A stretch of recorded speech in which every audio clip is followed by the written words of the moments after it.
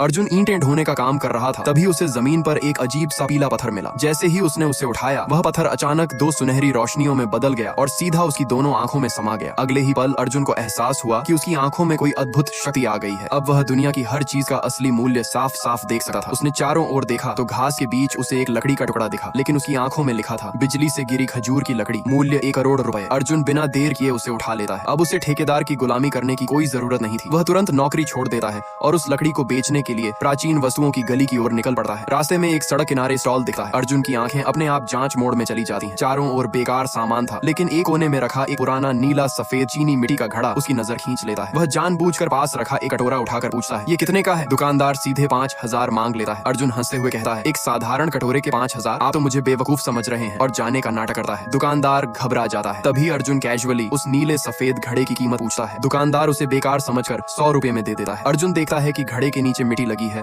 और पूछने पर पता चलता है कि ये पास के पहाड़ से मिला था। अर्जुन समझ जाता है कि उसकी आंखों की शक्ति असली है। वह दोनों चीजें लेकर एक बड़ी प्राचीन वस्तुओं की दुकान पर पहुंचता है। वहां का कर्मचारी उसे गरीब समझकर भगा देता है, लेकिन पीछे खड़े चेन मास्टर की नजर पड़ते ही सब बदल जाता है। वह तुरंत अर्जुन को रोक लेता है और कर्मचारी को डांटता है। जांच के बाद वह बिजली से गिरी लकड़ी की कीमत 1 करोड़ 20 लाख लगाता है, जो अर्जुन की आंखों से देखे गए मूल्य से भी ज्यादा थी। फिर वह नीले सफेद घड़े को देकर केवल 2 करोड़ 60 लाख बोलता है, जबकि अर्जुन जानता था कि असली कीमत 3 करोड़ है। अर्जुन शांत स्वर में कहता है, अगर 28 लाख से कम हुई तो मैं नहीं बेचूंगा। मास्टर उसकी समझ देकर चौंक जाता है और सीधा 4 करोड़ रुपए ट्रांसफर कर देता है। साथ ही कहता है कि आगे से जो भी खजाना मिले सबसे पहले उसी के पास लाना। इसके बाद अर्जुन पहाड़ों में खजाने की तलाश शुरू करता है। उसकी आंखों के सामने हर चीज का मूल्य दिखने लगा है। 100 साल पुराना पेड़, बेकार घास, पत्थर, मिट्टी, और तभी उसकी नजर एक टूटे हुए जोड़ेदार मिंग राजवंश के मेहुआ फूलदान पर पड़ती है, जिसकी आधी जोड़ी की कीमत ही करोड़ों में थी। साथ ही उसे 100 साल पुरानी औषधियां, कांगशी काल की सूंघनी की बोतलें और दुर्लभ वस्तुएं मिलती जाती हैं। सब्सक्राइब कर लो, पार्ट 2 जल्द आएगा।